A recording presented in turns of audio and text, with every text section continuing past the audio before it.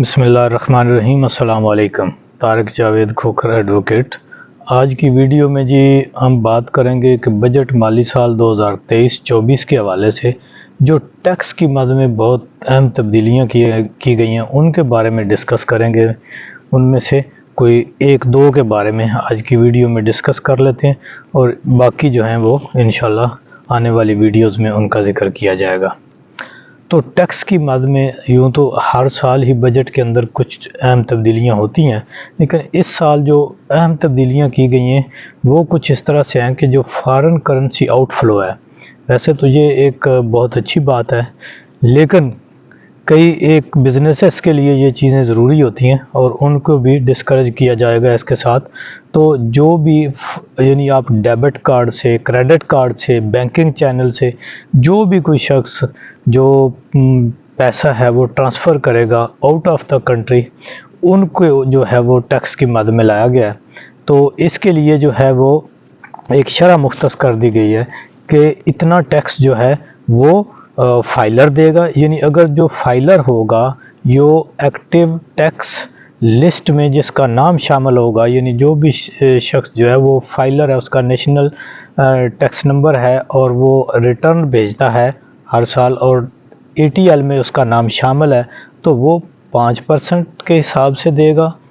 Tax की कटौती होगी। जो भी वो पैसा, जो भी ट्रांजैक्शन वो आउट ऑफ द कंट्री करता है किसी डेबिट कार्ड के ज़रिए, अपना क्रेडिट कार्ड के ज़रिए या किसी भी बैंकिंग चैनल के ज़रिए, तो उसको 5% जो है वो टैक्स की मद में अदा करना पड़ेगा। तो जो शख्स फाइलर नहीं है यानी नॉन फाइलर है, उसके लिए इसको डबल कर दिया गया है।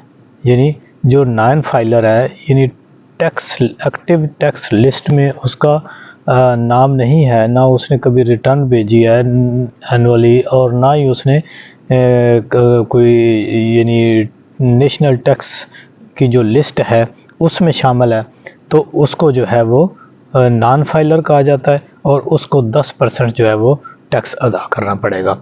इसी तरह से एक और जो टैक्स है वो है एक यानी जो भी आप ट्रांजैक्शन करते हैं, अगर एक दिन में आप बैंक से 50,000 या उससे ज़्यादा रकम निकालते हैं, यानी 50,000 तक तो टैक्स नहीं, अगर आप 50,000 से ज़्यादा की ट्रांजैक्शन करेंगे और पैसे निकालेंगे तो फिर आपको उसके ऊपर जो है वो टैक्स अदा करना पड़ेगा। यानी आप 1 लाख जो है वो अमाउंट निकलवाएंगे, ड्रा कराएंगे एक दिन में, तो आपको 600 रुपये टैक्स देना पड़ेगा। इसी तरह फिर लेदर और टेक्सटाइल इंडस्ट्री के ऊपर जो है वो इनकी मसनूआत के ऊपर जो है वो टैक्स आयद किया गया है और जो कि काफ़ी ज़्यादा है, यानी 15% है। तो इस तरह से जो टेक्सटाइल इंडस्ट्री है, लेदर इंडस्ट्री है, इसकी जो प्रोडक्ट्स हैं वो काफ़ी महंगी हो जाएंगी।